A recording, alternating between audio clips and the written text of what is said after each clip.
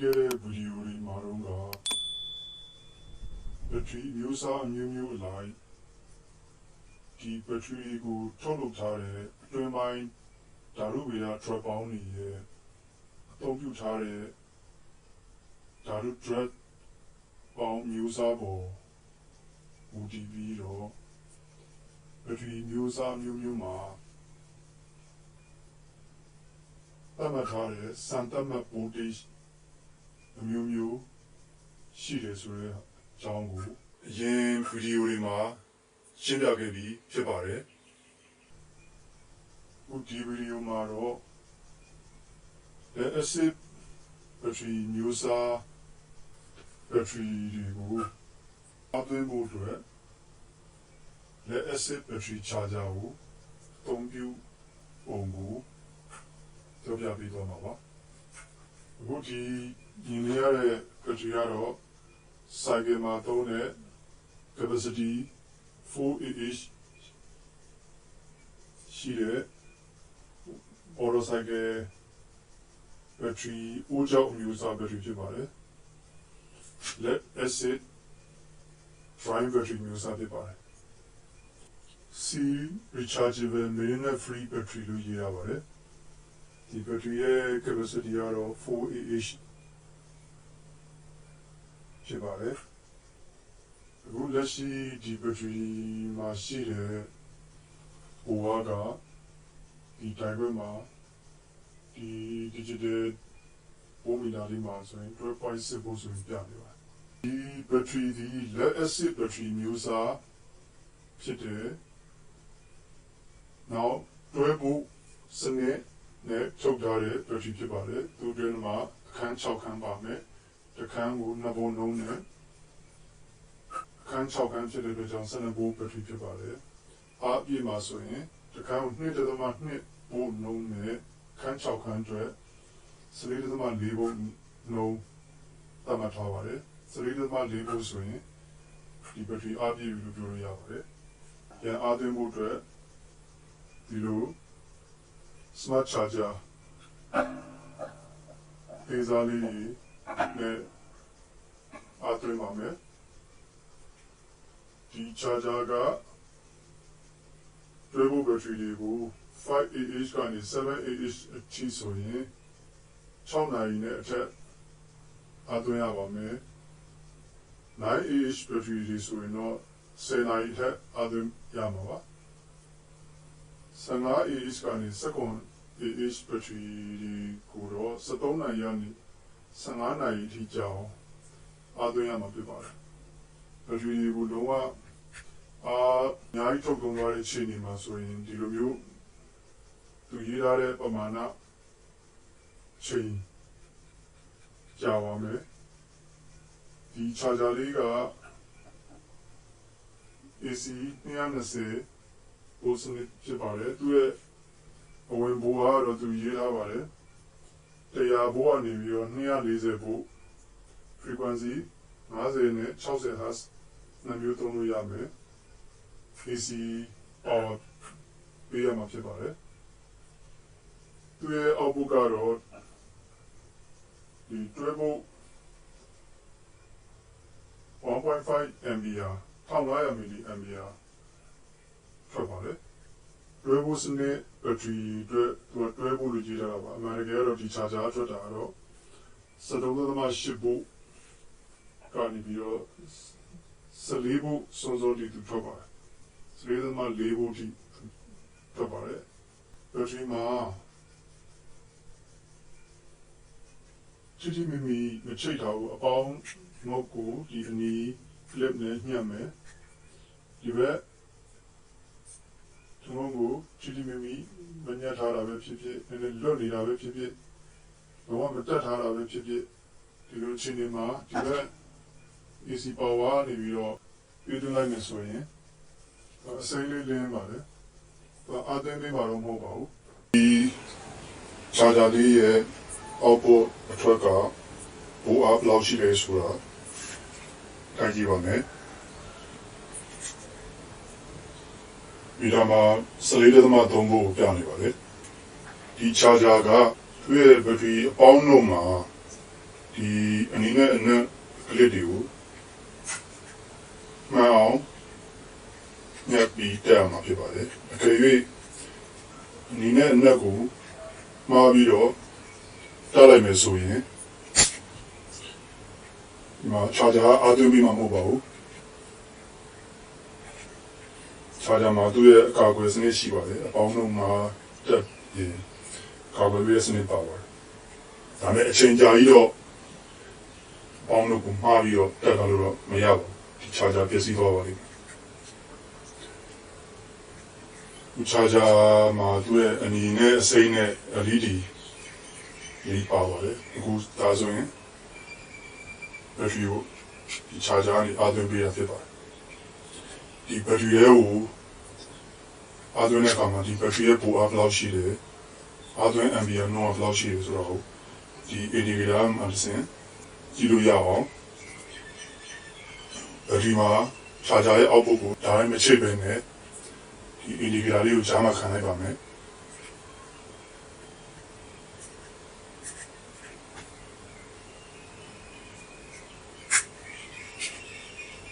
ချာဂျာရဲ့ output ကစရီးမှာတော့မှရှိပါတယ်အဲဒီမီဇန်လေးတင်းနေပါတယ်ဘက်ထရီမှာဒီ indicator အထက်နောက်ဒီကိုကလစ်ဒီကိုမတက်ထားသေးတဲ့အတွက်ဖြစ်ပါတယ်ဒီကိုအနီကလစ်ကိုအနီငုံမှညှလိုက်မယ်အနက်ကလစ်ကိုဘက်ထရီရဲ့အနက်ငုံမှညှလိုက်မယ်အခုဘက်ထရီရဲ့ပိုလစ်ဘက်ထရီထဲမှာအားဝင်နေပါပြီစတုံးသမားရှိဖို့ဒီရောက်လာပါပြီအမ်ဘီယာတော့850မီလီအမ်ဘီယာနှုန်းနဲ့ဘက်ထရီလေးကိုစီးဝင်နေပါတယ်ဒီဘက်ထရီကရန်အားမကျသေးတဲ့အတွက်ကြောင့်အမ်ဘီယာအဝင်နှုန်းကခြားခြားနေပြီးတော့ကန့်သတ်တာဖြစ်ပါတယ်အခုမီလီလင်းနေတာတွေ့ရမှာပါဘက်ထရီလေးကိုအားသွင်းနေတာကိုပြတာပါအားပြေသွားပြီဆိုရင်သူကဒီချာဂျာကအစိမ်းလေးလင်းလာမှာပါလက်အဆစ်ဘက်ထရီအသေးစားလေးတွေပေါ့ဒီလိုအိုးအသေးစားလေးတွေကိုသူကဒီချာဂျာမှာဆိုရင်အများဆုံးဘယ်လောက်ထိသွင်းလို့ရလဲဆိုတော့အနည်းဆုံး 5Ah ဒါတော့ 4Ah ပေါ့နော် 4Ah ဘက်ထရီ site ကနေပြီးတော့ second AH ဘက်ထရီ site ရှိကိုသူကအားသွင်းပေးနိုင်ပါတယ်ဒီချာဂျာလေးကဒီလိုအသေးစားချာဂျာလေးတွေကသူ့ရဲ့အတွင်းမှာဘယ်လိုစနစ်နဲ့တိစောက်ထားလဲဆိုရင်ညာတော့အပြင်အစစ်3ဆင့်ပါတဲ့အားသွင်းစနစ်နဲ့တိစောက်ထားတာဖြစ်ပါတယ်သူ့ရဲ့ရွေးစားကြည့်တဲ့ micro controller တွေကောင်းကောင်းပါတဲ့ smart charger အကြီးစားတွေဥပမာ Foxa brand smart charger တို့မျိုး7 stage အဆင့်ပါတဲ့ချာဂျာဒီမှာကြတော့ဘက်ထရီကိုပြန်ပြီးတော့ maintenance ပြန်လုပ်တဲ့အဆင့်တွေပါပါတယ်ဘက်ထရီ repair function လိုဟာမျိုးတွေပါပါတယ်အဲဒီချာဂျာကြီးတွေမှာကြတော့ဒီလိုချာဂျာလေးတွေမှာကြတော့ဈေးသက်သာတဲ့အမျိုးအစားဖြစ်တဲ့အတွက်ကြောင့်ရိုးရှင်းတဲ့ constant current constant voltage လိုမျိုးအခြေခံ circuit တွေနဲ့ပဲသူကထဲမှာတည်ဆောက်ထားတာဖြစ်ပါတယ်ဒီချာဂျာမှာပါတဲ့အဆင့်3ဆင့်ကိုခွဲခြားပြီးပြောမယ်ဆိုရင်ပထမအဆင့်ကဘက်ထရီကအရန်သုံးထားတယ်သူ့ဘက်ထရီပေါ်ကလည်းရန်ကျနေတယ်သူရဲ့ SOC ပမာဏ DOD ရာခိုင်နှုန်း depth of discharge လို့ခေါ်တဲ့ရာခိုင်နှုန်းပမာဏတော်တော်ကြီးကိုထောက်သုံးထားတယ် SOC ပမာဏကလည်းဒီတရားရာခိုင်နှုန်းကနေပြီးအောက်ကိုအနည်းဆုံး30-40ရာခိုင်နှုန်းလောက်ဆင်းနေတဲ့အခြေအနေမျိုးမှာဒီ charger ကနေပြီးတော့ပထမအဆင့်ဖြစ်တဲ့ back charging လို့ခေါ်တဲ့ constant current stage အဆင့်မှာ charger လေးအမြင့်ဆုံးသတ်မှတ်ထားတဲ့ current ပမာဏ 1.5 ampere 1500 milli ampere နှုန်းနဲ့ charger ကနေပြီးတော့ battery လေးကိုအားကို ampere ကိုတွန်းပြီးတော့ညှင့်ပြီးတွင်းပေးပါတယ်အဲ့လိုတွင်းရင်းနဲ့တဖြည်းဖြည်းချင်း battery ရဲ့တွင်းထဲမှာဒီ SOC ပမာဏ state of charge လို့ခေါ်တဲ့ရာခိုင်နှုန်းပမာဏကတဖြည်းဖြည်းတက်လာမယ်အဲ့လိုတက်လာချိန်မှာ battery ရဲ့ voltage ကလည်းလိုက်ပြီးတော့တက်လာတယ်ပေါ့ အဲ့လိုတက်လာတဲ့အချိန်မှာပိုအားကဘက်ထရီရဲ့ပိုအားပေါ့ဒီဘက်ထရီရဲ့ပိုအားကတဖြည်းဖြည်းချင်း absorption voltage လို့ခေါ်တဲ့ဒုတိယအဆင့်ဖြစ်တဲ့4.4 volt နီးပါးအထိကိုသူကတဖြည်းဖြည်းချင်းတက်လာမှာပါပထမအဆင့်ကတော့ back charging အဆင့်ဖြစ်ပါတယ် constant current အဆင့်ဖြစ်ပါတယ်ဒုတိယအဆင့်ကိုကူးပြောင်းသွားတဲ့အချိန်မှာတော့ဘက်ထရီပိုအားက4.4 volt နီးနီးကိုရောက်နေပါပြီအဲ့ဒီအချိန်မှာဒီဘက်ထရီလေးကိုတွင်းနေတဲ့ခုန ampere 1.5 ampere နှုန်းကိုတဖြည်းဖြည်းချင်းသူကဘက်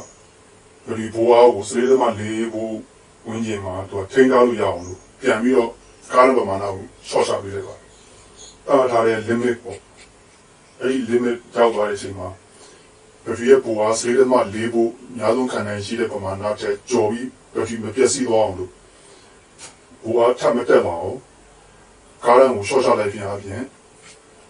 ပုံလေးထိထုတ်လိုက်တဲ့အဆင့်ဖြစ်ပါတယ်။အဲ့ဒီနောက်ပိုင်းမှာမှဘက်ထရီလေးကိုစီးဝင်မဲ့ကားရန်လည်းတဖြည်းဖြည်းချင်းကျဆင်းသွားမှာဖြစ်တယ်။ဒီလိုပိုအားမြင့်ပြီးတော့ထိန်းပေးထားတဲ့ရည်ရွယ်ချက်ကဒီဘက်ထရီထဲမှာရှိတဲ့ခဲပြားတွေတွင်ပိုင်းဓာတုဖြစ်စဉ်တွေအပြည့်အဝဖြစ်ပေါ်စေဖို့အတွက်ပဲဖြစ်ပါတယ်။ဒီဘက်ထရီထဲမှာ chemical reaction ဓာတုဖြစ်စဉ်တွေပေါ့ပြည့်စုံလာတာနဲ့ညာသူ့ရဲ့တက်လာတဲ့ဘက်ထရီရဲ့ပိုအားကဘက်ထရီထဲမှာတက်လာတဲ့ပိုအားနေပြီးတော့အားသွင်းလိုက်တဲ့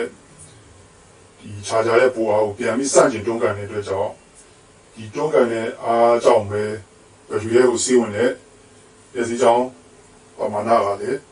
ဖြည်းဖြည်းချင်းပြန်ကြောကျသွားတာဖြစ်ပါတယ်ဒီစင်ဒုတိယအဆင့်ကို constant voltage အဆင့်လို့ခေါ်ပါတယ် voltage ကို4.4 volt ဝန်းကျင်ထဲမှာကျော်အောင်ထိန်းထားပြီးတော့ current ကိုပြန်ပြီးတော့အနည်းဆုံးကို short ချတဲ့အဆင့်ပဲဖြစ်ပါတယ်အခုဒီအဆင့်ကတော့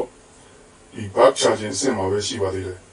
back charging ကနေပြီးတော့မှအဆင့် absorption charging အဆင့် constant voltage အဆင့်ထိရောက်အောင်သူကဒီပေးခြင်းဒီ charger ကနေပြီးတော့ကန်တက်ထားတဲ့ ampere ပမာဏပြန်မှာသူကထိပြီးတော့တွင်းပြီးမှဖြစ်ပါတယ်4.4 volt နီးပါးရောက်တဲ့အချိန်မှာတော့ current ကိုပြန်ပြီးတော့ charger ကပြန် short ချမှာဖြစ်ပါတယ်ဘက်ထရီရဲ့ပိုအားကိုကျော်ပြီးတော့မတက်တော့ပြန်ထိန်းထားပြီးမှဖြစ်ပါတယ်နံပါတ်3အဆင့်ကတော့နံပါတ်3တတိယအဆင့်ပေါ့နော်တတိယအဆင့်ကတော့ float charging ဆိုတဲ့ constant voltage အဆင့်ပဲဖြစ်ပါတယ်ဒါလည်းပဲ constant voltage ဖြစ်ပါတယ်ခုနကဒုတိယအဆင့်ဖြစ်တဲ့ absorption charge အဆင့်ကလည်း constant voltage အဆင့်ပဲဖြစ်ပါတယ်ဒါပေမဲ့ဒီ constant voltage အဆင့်နှစ်ခုကသုံးပြထားတဲ့ဒီ phase ကဏ္ဍပေါ့နော်ဒီကဏ္ဍအခြေအနေပေါ်မူတည်ပြီးတော့ constant voltage မျိုးစားချင်းတော့မတူပါဘူးဒီ absorption charging အဆင့်မှာသုံးတဲ့ constant voltage ကတော့ဒီ battery ရဲ့ chemical reaction တွေကိုပြေဝဖြစ်ပေါ်စေဖို့အတွက်တွင်ပိုင်းခဲပြားဒီချီကိုဓာတုဖြစ်စဉ်တွေ chemical reaction တွေပြေဝဖြစ်ပေါ်လာအောင်ပိုအားကိုမြင့်တင်ပေးတဲ့ high voltage constant voltage အဆင့်ဖြစ်ပါတယ် float charging အဆင့်တတိယအဆင့်ကကြတော့သူက low constant voltage အဆင့်ဖြစ်ပါတယ်အားပြည့်သွားတဲ့ battery ကိုပေါ့နော်ဒီ battery ကိုသူ့မှာအဲမှာတရှိရောက်လာတဲ့ပြည့်လာတဲ့အားပမာဏကိုပြန်မကျသွားအချိုးတက်ပြီးတော့ထိန်းပေးထားတဲ့အဆင့်ပဲဖြစ်ပါတယ်ဘက်ထရီလေးကိုစီးဝင်နေတဲ့ပျက်စီးကြောင်းကအလွန်နည်းပါးတဲ့သတ်မှတ်ထားတဲ့ပမာဏပေါ့ဥပမာ100 milli ampere ဝန်းကျင်ထိဘက်ထရီလေးကိုတွင်းထားတဲ့ကာရန်ကကျဆင်းသွားတဲ့အခါမှာဒီ charger နေပြီးတော့ဘက်ထရီအားပြည့်ပြီလို့သတ်မှတ်ပြီးတော့ဒီ charger တွင်းမှာတိစောက်ထားတဲ့ circuit ကနေပြီးတော့ internet switch ဒါမှမဟုတ် feedback loop လို့လုပ်ဆောင်ချက်ကနေတစ်ဆင့်ဒီ charger ရဲ့ output ထွက်ပေါ်အားကို float voltage ဖြစ်တဲ့ 13.5 volt နဲ့ 13.8 volt ဝန်းကျင်ထိအောင်ပြန်ပြီးတော့ short ချပေးလိုက်တာဖြစ်ပါတယ်အဲ့နောက်ပိုင်းပုံသေး low constant voltage အဆင့်နဲ့ပဲဆက်ပြီးတော့ ထိန်းထားပေးတာပါဒီမီနီလေးကလည်းဖလုတ်စင်မှာအားပြေသွားတဲ့ခြေတွေကိုပြတဲ့စိတ်အောင်မီလေးလင်းလာမှာဖြစ်ပါတယ်ဒီလိုဘိုးအားကိုပြန်ပြီးတော့ short ချပေးလိုက်တာဖြစ်တဲ့ကြောင့် battery ထဲမှာဒီ acid ရေဆူလာမျိုးဒီအားသွင်းတဲ့ charge ကားတဲ့ပမာဏများလုံးအကြီးလို့အားသွင်းတော့လာ overcharge တွေလိုမဖြစ်အောင်စိတ်ချလက်ချကာကွယ်ပေးထားတဲ့စက်ပဲဖြစ်ပါတယ် battery အပြည့်ပြီးနောက်ပိုင်းဒီ float charge အဆင့်နဲ့ battery မှာဒီ battery ညက်ကလေးတွေကို charger ညက်ကလေးတွေကို battery မှာတက်ထားတယ်အချိန်ကြာတက်ထားတယ်ပဲပြဿနာမရှိပါဘူးသူက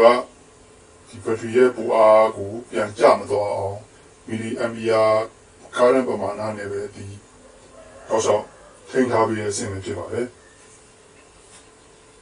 အခုရှိတာကတော့ဒီ charger အသေးစားလေးတွေက microcontroller user ကောင်းကောင်းပါဝင်တဲ့ Forza charger တွေလိုမျိုး charger ကောင်းစားတွေမှာလိုမျိုးဒီ sulfation လို့ခေါ်တဲ့ဒီ battery ထဲမှာရှိတဲ့ ခဲကြိုးတွေပေါ့ဒီခဲကြိုးတွေကိုခြေပြတ်ပြီးတဲ့အဆင့်ကိုတည်တံ့မပါဝင်ပါဘူးအပြည့်ဘူကရောက်သွားတော့လည်း charger မှာမီးစိမ်းလေးလင်းလာပြီးတော့ battery ကိုအောက်သွင်းနေတဲ့လျှက်စိမ်းချောင်းပမာဏကိုအနည်းဆုံးအဆင့်နဲ့ပဲထိန်းထားပြီးမယ်ရိုးရှင်းတဲ့စနစ်နဲ့တိစောက်ထားတဲ့ charger လေးသာဖြစ်ပါတယ်။နေချုပ်ပြောရမယ်ဆိုရင်တော့ဒီ charger အတွင်းထဲမှာတိစောက်ထားတဲ့ circuit balance သဘောတရားအရာ absorption voltage အဆင့်နဲ့ float charging အဆင့်ကဒီ constant voltage အဆင့်ချင်းတော့တူတယ်။ဒါပေမဲ့ battery ရဲ့တက်တန်းကို battery ကိုမပျက်စီးအောင်မထိခိုက်စေအောင်လို့ absorption စိတ်မှာတော့battery ကိုတရားရခိုင်နှုန်းအပြည့်အောင်ဘဝကိုမြင့်တင်ပြီးတော့ထိန်းပေးတဲ့ high constant voltage နဲ့ကိုသုံးပြီးတော့ float charge state အဆင့်မှာတော့အပြည့်ပြီးသား battery ကိုဒီမှာရှိနေတဲ့ဘဝပြန်ပြီးတော့မလျော့သွားအောင်အပြည့်ပြီးသွားခြင်းတွေကို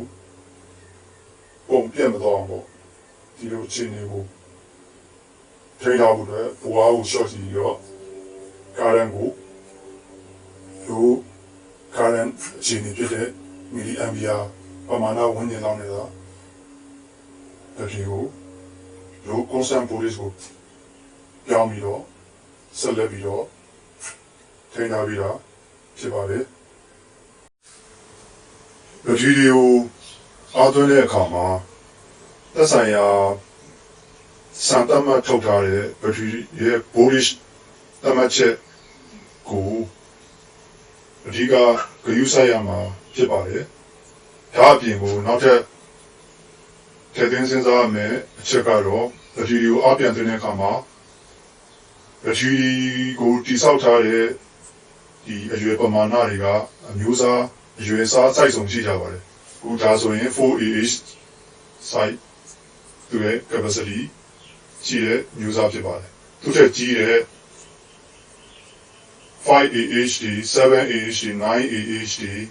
စသဖြင့်သူတဲ့စိုက်များစွာရွေးစားများစွာကြီးတဲ့ capacity ပမာဏအမျိုးမျိုးရှိတဲ့ battery ရှိကြရမှာ battery ကိုပြန်အားသွင်းဖို့အတွက်လိုက်ဖက်နေတဲ့ charger တွေကိုလည်းရွေးချယ်ပြီးတော့တွဲဖက်ပြီးအားသွင်းပေးရမှာဖြစ်ပါတယ်အကယ်၍ဒီလို 1.5 ampere အများဆုံးထုတ်ပေးနိုင်တဲ့ charger လေးကို cycle O site ထဲကြီးတဲ့မှာ 40O 40Ah 50Ah 60Ah မှာ 100Ah 200Ah စတဲ့ capacity အရန်ကြီးတဲ့ပမာဏရှိတဲ့ battery တွေကိုဒီ charger နဲ့အားသွင်းမယ်ဆိုရင်ပြည့်ဖို့ကရက်ပေါင်းများစွာကြာပါလိမ့်မယ်ဘာလို့ဆိုဒီ charger မှာများလုံးထုတ်ပေးနိုင်တဲ့ ampere က 1.5 ampere ပဲရှိတာဖြစ်တဲ့အတွက်ကြောင့်ပါနောက်တစ်ခုက charger ကသူ့ရဲ့ maximum ထုတ်ပေးနိုင်တဲ့ ampere ပမာဏကိုချိန်ကြာမြင့်စွာထုတ်ပေးနေရတာဖြစ်တဲ့အတွက်ကြောင့်ဒီ charger အချိန်လိုတွင်းမှာပြည့်စည်သွားပါလိမ့်မယ်က ကဲဒီလိုဘက်ထရီအိုးအသေးစားလေးကိုချာဂျာအကြီးစားဥမာ10 ampere တို့10 ampere 20 ampere ထုတ်ပေးနိုင်တဲ့ချာဂျာတွေနဲ့တက်ပြီးတော့တွင်းခဲ့မယ်ဆိုရင်ဒီချာဂျာဒီပြဿနာမရှိပေမဲ့ဒီဘက်ထရီအိုးကခဏလေးနဲ့ပြည့်စုံသွားမှာဖြစ်ပါတယ်ဘက်ထရီအိုးကစိုက်ကအရွယ်စားအရန်သေးလို့နေတဲ့အတွက်ကြောင့်ဒီချာဂျာကနေပြီးတော့ထုတ်ပေးလာတဲ့ဒီဘတ်ချအဆင့်မှာရှိတဲ့တွန်းပြီးတော့ဘက်ထရီကိုတွင်းမဲ့ ampere ပမာဏဒီအရန်များလို့တဲ့အတွက်ကြောင့်ချာဂျာဒီအကြီးကြီးနဲ့တက်ပြီးသားဒီဘက်ထရီငယ်သားလေးတွေကိုအားသွင်းခဲ့မယ်ဆိုရင်ဘက်ထရီကခဏလေးနဲ့တွင်းနေဟာacid ကြီးတွေစုပွက်လာတာနောက်ဘက်ထရီတွင်းမှာရှိတဲ့ capillary တွေတွန်းလင်းကွေးကောက်သွားတာစသည်အပြင် overcharge အရန်ဖြစ်ပြီးတော့ဘက်ထရီကျစီတော့မှာဖြစ်ပါတယ်ဒါကြောင့်မလို့သက်ဆိုင်ရာဘက်ထရီ capacity ရွေးစားပမာဏပေါ့နော်ဒီပမာဏအမျိုးအစားရွေးစားမျိုးစုံရှိတဲ့အတွက်ဘက်ထရီရဲ့ capacity နဲ့ကိုအားသွင်းမဲ့ charger ရဲ့ ampere များဆုံးဘယ်လောက်ထုတ်ပေးနိုင်လဲဒီထုတ်ပေးနိုင်တဲ့ပမာဏကိုဒီသတ်မှတ်ထားတဲ့လိုက်ဖက်ညီမှုပမာဏတွေမှာဖြစ်အောင်ရွေးချယ်ပြီးတော့တွဲဆက်ပြီးအားသွင်းပေးရမှာဖြစ်ပါတယ်။ဆိုရင် charger ရဲ့ indicator လေးက1000 mili လင်းသွားပါပြီ။ဘက်ထရီရဲ့ voltage ကလည်း14 volt ကျော်မှတက်လာပြီဖြစ်ပါတယ်။ ampere ပမာဏကိုလည်း200 mili ampere သုံးလောက်ဒီတဖြည်းဖြည်းချင်း short ချပေးလိုက်တာတွေ့ရမှာပါ။ဘက်ထရီကအားပြည့်ဖို့အတွက် absorption stage အဆင့်ကိုရောက်နေပြီဖြစ်ပါတယ်။ absorption stage ကတော့နောက်ဆုံး target က4.4 volt ဝန်းကျင်ပေါ့ဒီ4.4 volt ဝန်းကျင်တဲ့ဘက်ထရီရဲ့ပိုအားကျော်ပြီးတော့မတက်သွားအောင်ထိပ်ပြီးမဲ့အဆင့်ပဲဖြစ်ပါတယ်ပြီးတော့မှ low constant voltage အဆင့်ဖြစ်တဲ့ flow chart အဆင့်ကိုပြောင်းသွားမှာဖြစ်ပါတယ်ဆေးရောင်မီလင်းလာဒီဒါ flow chart အဆင့်ကိုစရောက်နေပြီလို့သူကပြနေတာဖြစ်ပါတယ် absorption chart အဆင့်က3.4 volt ထိလို့ဆိုထားပေမဲ့အခုလက်ရှိ indicator မှာပြတာ3.2 volt ဝန်းကျင်ပြနေတယ် ampere လည်း190 200 mili ampere ဝန်းကျင်ပေါ့အနည်းငယ်ဒီကြားထဲမှာ charger နဲ့ဒီ indicator နဲ့ battery ရဲ့ကြားထဲမှာရှိတဲ့ဒီ losses ဒီ indicator ရဲ့ဒီ battery ကြားမှာဆက်ထားတဲ့ဒီ digital indicator လေးရဲ့ error ပေါ့ပမာဏလေးတွေအနည်းငယ်လေးရှိတဲ့အတွက်ကြောင့်အတိအကျကြီးတော့သွားပြီးတော့ယူဆလို့မရပါဘူး။လောလောဆယ်တော့ဒီအစိမ်းရောင်မီလီလင်းနေတာဖြစ်တဲ့အတွက် flow chart အဆင့်ကိုရောက်နေပြီလို့ပဲသတ်မှတ်မှာဖြစ်ပါတယ်။ဒီ flow chart အဆင့်မှာတွင်ဘက်ထရီရဲ့ပိုအားကို10.8 volt လောက်ပြီးပြန်ပြီးတော့ short ချပြီးတော့ဘက်ထရီရဲ့ပိုအားဆက်လက်ပြီးတော့ကြာဆင်းမသွားအောင်ထိန်းထားပြီးမှာဖြစ်ပါတယ်။ဒီအဆင့်ကို low constant voltage အဆင့် flow chart အဆင့်လို့ခေါ်ပါတယ်။အခုဆိုရင်ဘက်ထရီကလုံးဝအားပြည့်သွားတဲ့အခြေအနေကိုရောက်နေဖြစ်ပါတယ်။ charger မှာလည်းမီးစိမ်းလေးလင်းနေတော့ပြရမှာပါ။ indicator မှာလည်း3.3 volt မှာရနေပါတယ်။ ampere ကတော့လုံးဝစီစဉ်မှုမရှိတော့ပါဘူး။ 0အားလုံးဖြစ်နေပါပြီ။အခုအခြေအနေကဘက်ထရီအားပြည့်နေပြီဆိုပေမဲ့ဘက်ထရီ charger ကထွက်တဲ့ output ကိုဘက်ထရီမှာဆက်လက်တတ်ထားစေပဲဖြစ်ပါတယ်။ဒါပေမဲ့ voltage ကတော့ဆက်ပြီးတော့3.9ပြနေတဲ့3.3 volt ထက်ကိုကျော်ပြီးမတက်လာပါဘူး။ ampere ကလည်းလုံးဝဆက်ပြီးဘက်ထရီကိုစီစဉ်တာမရှိတော့ပါဘူး။ဒီအခြေအနေက flow charge အဆင့်ပဲဖြစ်ပါတယ်။အရင်အပေါ်မှာပြောခဲ့တဲ့ flow charge အဆင့်က3.8 volt ထိရောက်အောင်ဘက်ထရီရဲ့ပိုအားကိုလည်း short ချမယ်လို့ပြောခဲ့ပါတယ်။ဒါကတော့ပုံမှန်ပြောခဲ့တဲ့အဆင့်3ဆင့်ကရေပုံရအချက်လက် တွေကိုပဲပြောတာဖြစ်ပါတယ်ဒီလို73.8 volt ထိ short ချတယ်ဆိုတော့လောက်ဆောင်ချက်ကဒီလို charger အသေးစားလေးတွေမှာတော့မပါဝင်ပါဘူး microcontroller MCU ပါဝင်တဲ့ charger ကြီးစားတွေပေါ့အဆင့်မြင့် multi stage smart charger တွေမှာပဲပါလာဖြစ်ပါတယ်ဒီရိုးရှင်းတဲ့ charger အသေးစားလေးမှာကြတော့အစစ်လိုက်ဘူအားကိုအနေအမြင့်လိုလျောက်ပြောင်းလဲပေးနိုင်တဲ့ IC ပတ်လမ်းမျိုးတွေမပါဝင်ပါဘူးသူ့မြမှာတိစောက်ထားတဲ့ circuit design က charger ရဲ့ output အမြင့်ဆုံးဘူအား limit ကို4.4 volt ဝန်းကျင်မှာ4.3 volt ကိုပြနေတယ်အဲဒီဝန်းကျင်မှာပဲပုံစံချိန်ထားတာဖြစ်ပါတယ်ဒါကြောင့် charger မှာအစိမ်းအောင်မီးလင်းသွားပြီးတော့အားသွင်းတာရက်သွားတဲ့အချိန်မှာတော့သူ့ရဲ့ဘူအားကပုံစံသတ်မှတ်ထားတဲ့